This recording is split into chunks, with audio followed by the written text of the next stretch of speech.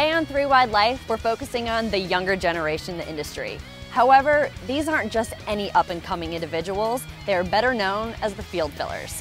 While the term field filler is typically known for running in the back of the pack, these guys are the complete opposite. All the guys in this group have a unique story about how they got their start in motorsports.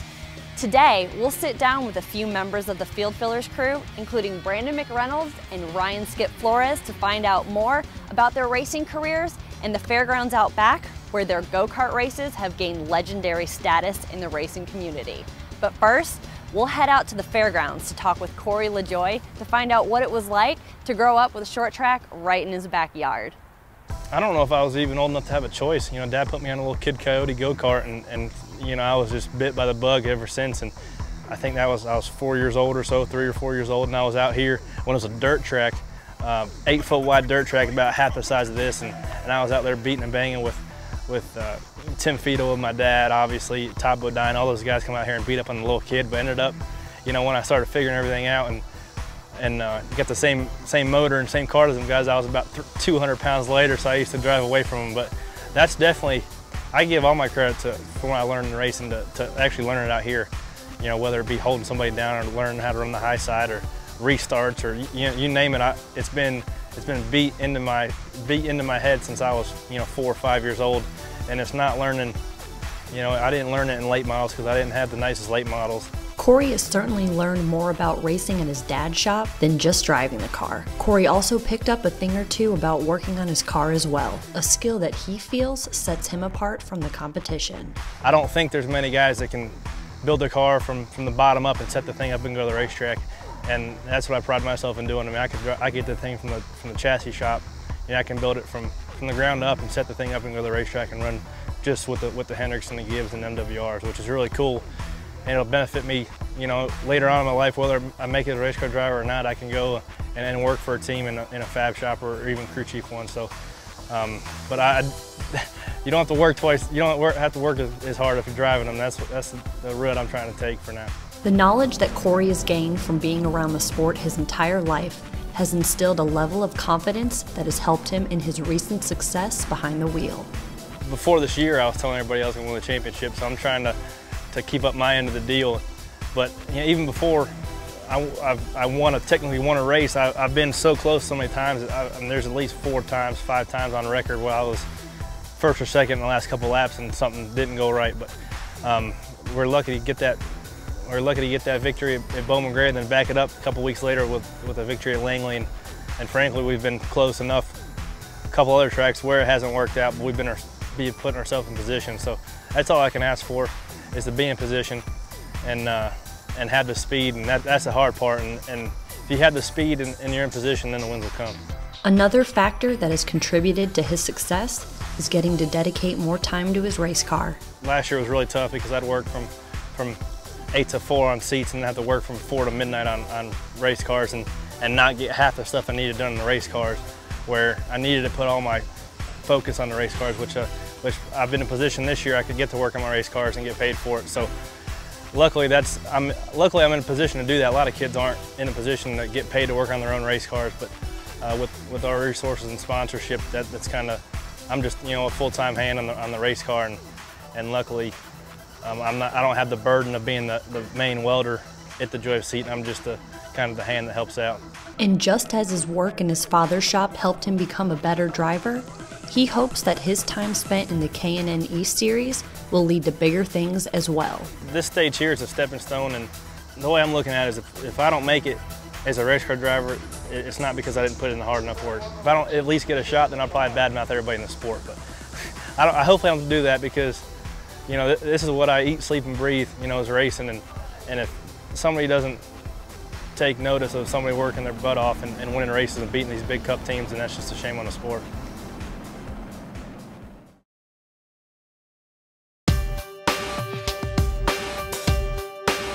If you're not familiar with Brandon McReynolds, chances are you know his family's reputation in racing. Brandon's dad, Larry McReynolds, has been a household name with NASCAR fans for 20 years. Now, you'd think that having one of the greatest crew chiefs in history for a dad would give him certain advantages in getting a ride, but we found out that nothing could be further from the truth.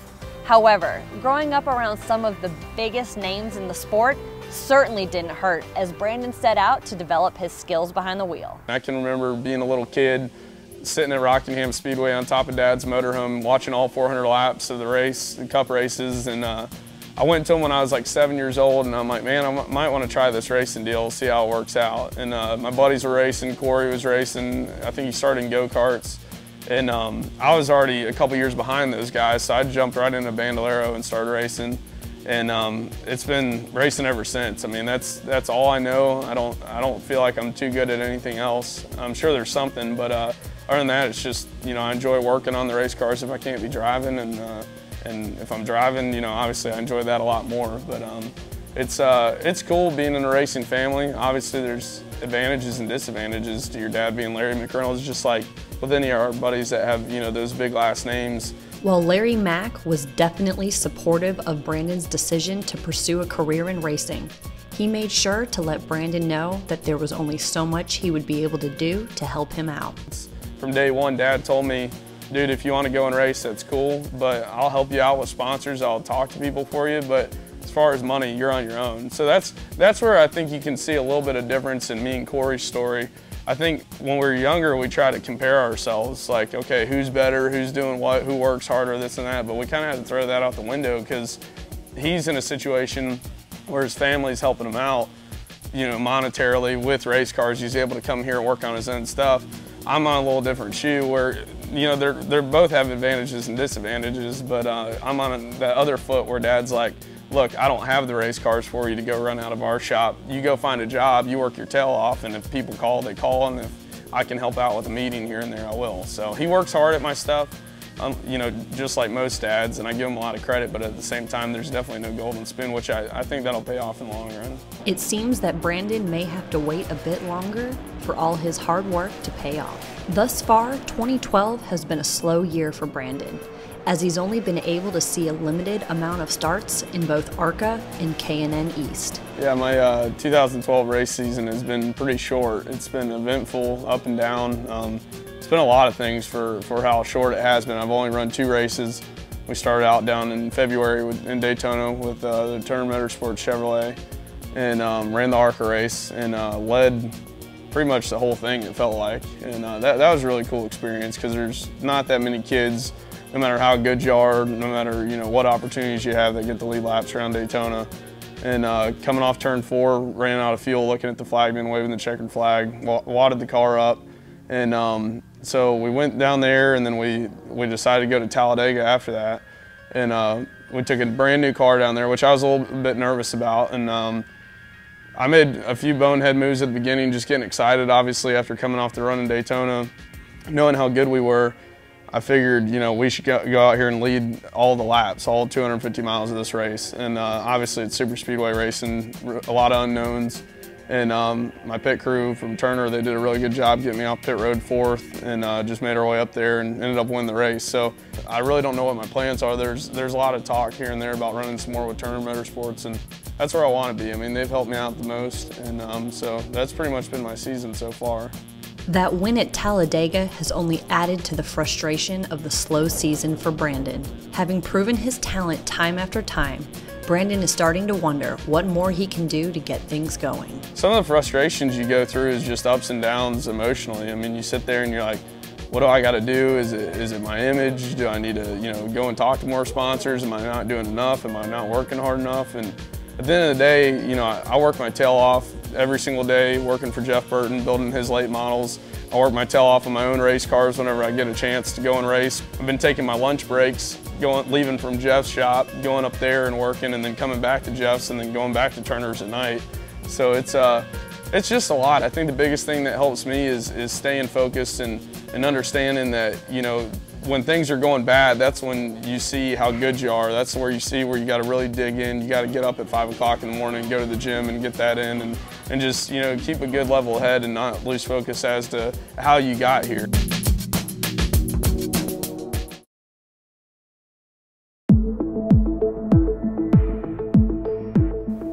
Unless you're a truly hardcore fan, chances are the name Ryan Skip Flores probably won't ring a bell. He doesn't have the same story coming up in racing as his fellow field fillers, Brandon McReynolds and Cory Lajoie, but that doesn't make him any less interesting. We caught up with Skip at Stewart Racing, where he works as a fabricator and over-the-wall crew member on the number 10 GoDaddy.com Chevrolet with Danica Patrick, and he told us about how he came to North Carolina from a small town in New Jersey to pursue his dream of working in NASCAR. Grew up pretty funny, right on the Jersey Shore, kind of right where they filmed that show, but small town, about 2 blocks from the beach. You wouldn't think a lot of racing goes on up there, but we had a pretty prominent group of short track racers I grew up around, and I was lucky enough to keep rolling and kind of race out of a junkyard my whole life. So did the hard way, was raised really old school, and really good racing scene up there when I was younger. Not so much now, a lot of it's gone away like all short track racing, but was very fortunate to grow up there. Being in Jersey, I got really comfortable. I graduated from high school, didn't know what I was going to do, and we had kind of a family fabrication business, making 10 bucks an hour, and it was like hanging out with my friends every night, and I just realized that I was too comfortable and I wasn't going to go anywhere, and it was, you know, we were running short on money for me to race myself, and so I packed my stuff up and came down here, and my goal was to be on a Cup team by the time I was 25. I wanted to get a job. I was going to work for Pistone, building legend cars, and I was like, man, I'd like to work on an ARCA team, truck team, nationwide team, work my way up. I was here 3 months, and next thing I knew, Roush calls back, and they're like, hey, we want you to do a 6-week trial period in our fab shop. So I went in there, and 2 weeks later, I was hired full-time, and straight on a Cup team with Jamie McMurray and 26 car, and building cars for Carl Edwards and Greg Biffle and Matt Kenseth, and it was pretty surreal.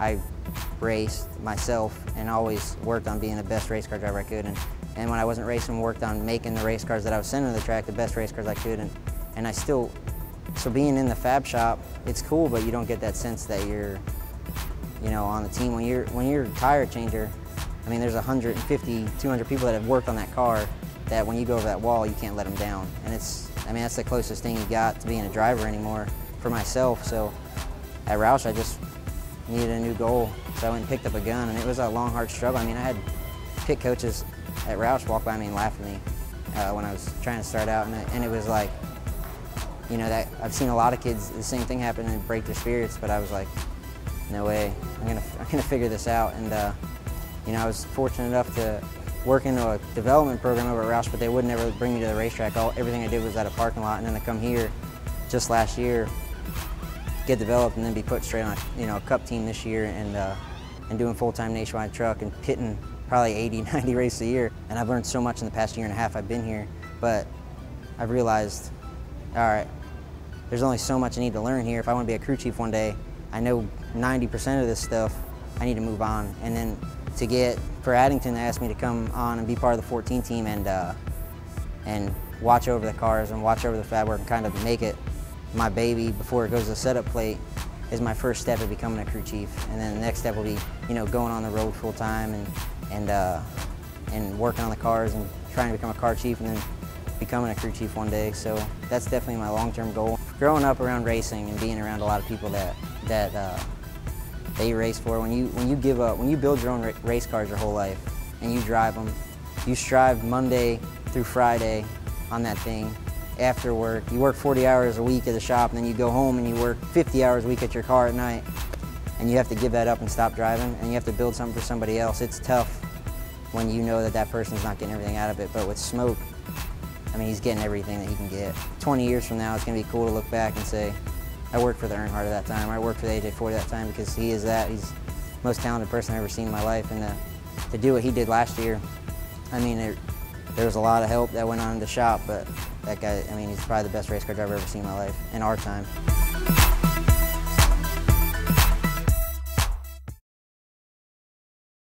Right behind Lajoie of Seating, there's a small bull ring track, better known as the Field Filler Fairgrounds. On a regular basis, this place is a packed house. If you come out here for a race, you're guaranteed a good time, you're gonna see familiar faces in the industry, and of course, there's always gonna be good racing. Field Filler Fairgrounds is a little bull ring created by Randy Lajoie probably 16 years ago, 15 years ago, and it was a dirt track up until about 10 years ago, and Dad paved it, and he just kept adding on. You can see where the asphalt's been adding on because Dad's the first one to keep hanging his right rear tire off and making the track wider and wider, and eventually he just paved it so he didn't have to worry about going even farther. So For a couple years, it's laid dormant because none of us we're all trying to kind of figure out what we wanted to do in racing and where we kind of fit in with our work schedule. And you know, Skip and Brandon, they all come up to me one day and like, man, we need to we got a bunch of old go-karts in the shed. We need to just get them running and go take them out there.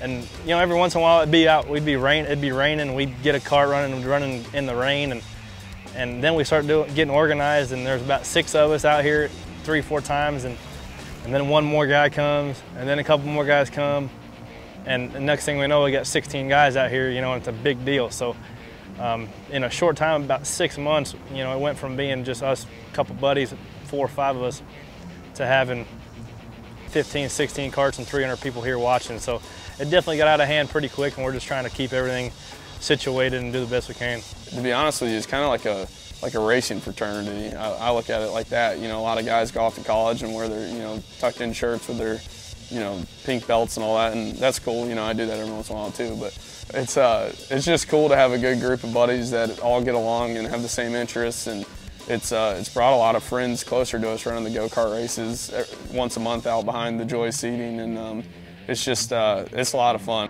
Got the feature coming up, the ground pounders, the coup de grace, the feather in the cap, neighbors, come on out.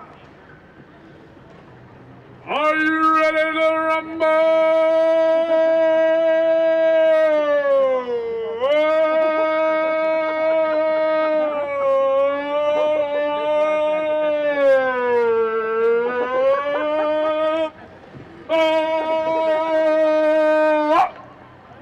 It's kind of like the Bad News Bears of the East Series, I guess, or of racing in general. It's funny because we were just doing it like for fun.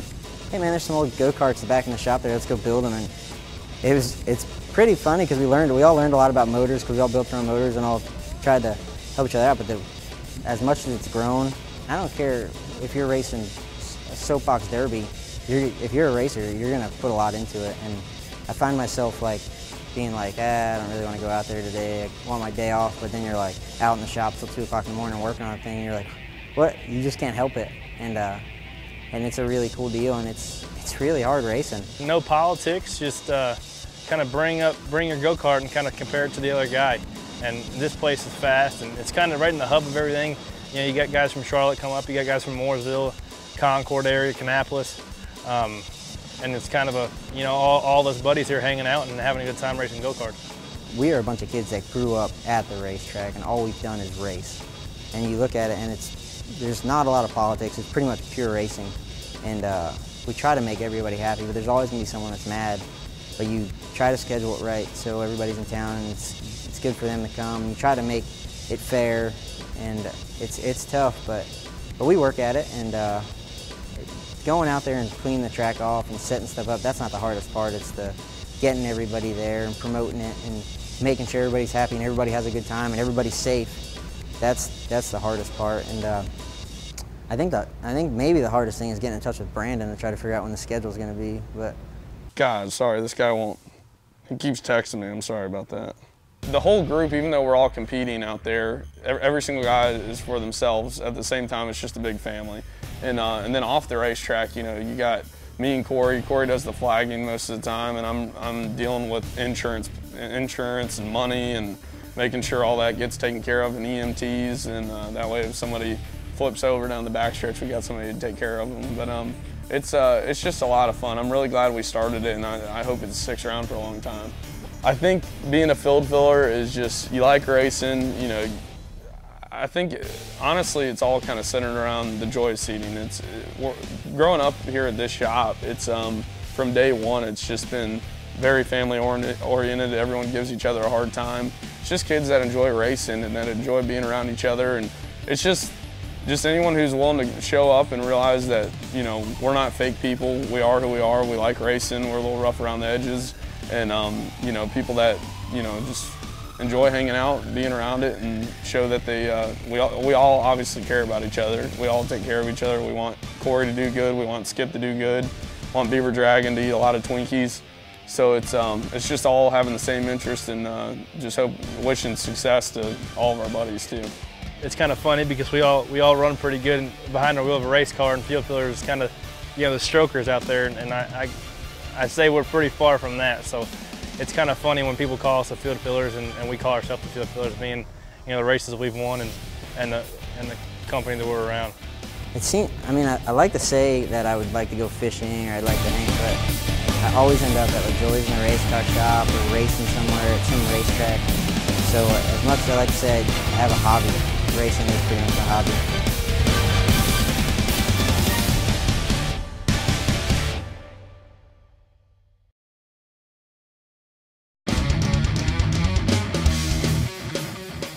Thanks for watching another episode of 3 Wide Life. Thanks to Brandon, Skip, Cory, and Casey for letting us hang out at the fairgrounds. Make sure you guys come out for a race. You will not be disappointed. Also, when you have time, check out our website, Facebook, and Twitter. We're constantly updating with new content. And until next time, keep living the 3 Wide Life.